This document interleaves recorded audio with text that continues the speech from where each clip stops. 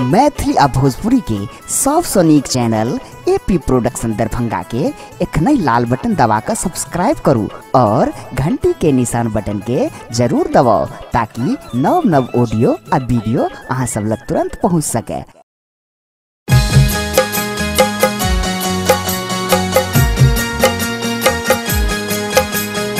एखन अपने सब सुन रहल छी एपी प्रोडक्शन के प्रस्तुति।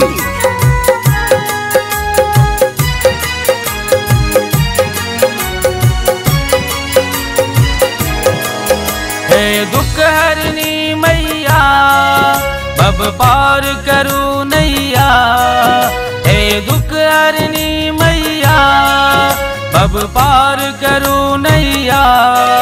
महा के चरण में करई छी नमन, महा के चरण में करई छी नमन।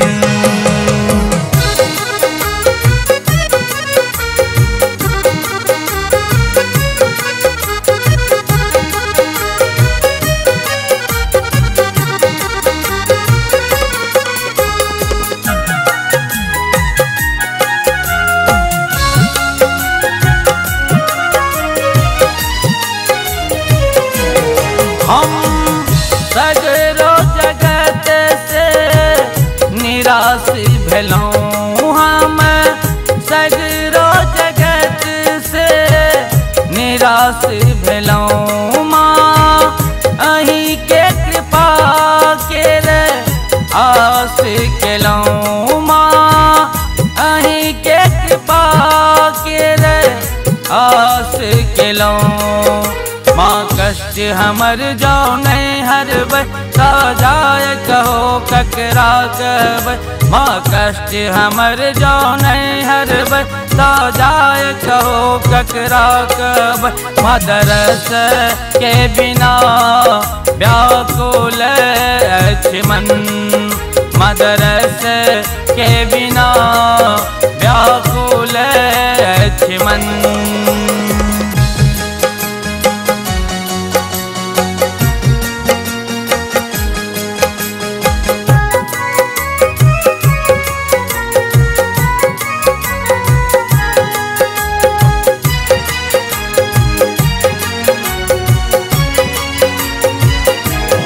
अच्छी महिमा के बहुत अगम, अच्छी महिमा के बहुत अगम।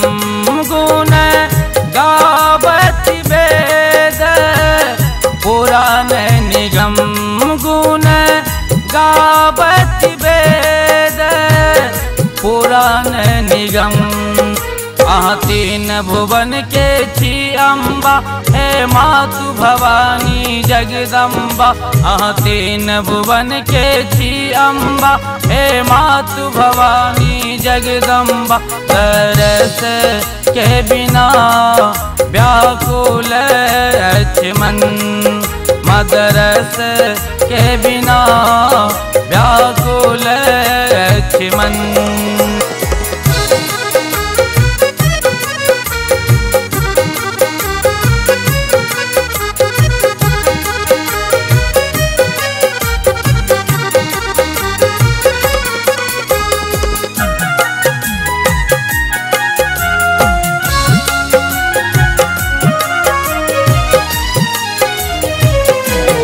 मैया भक्त अनेको सनात केलौं, मैया भक्त अनेको सनात केलौं। कहू हमरा किया के माँ अनाथ केलौं, कहू हमरा किया के माँ अनाथ केलौं।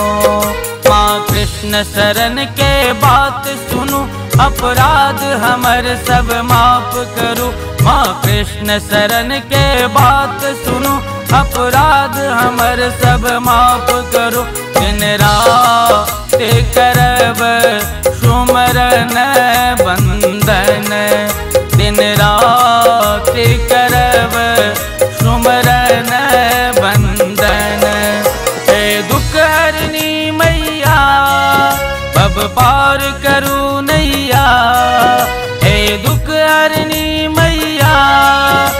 कब पार करूं नैया महा के चरण में करई छी नमन, महा के चरण में करई छी नमन।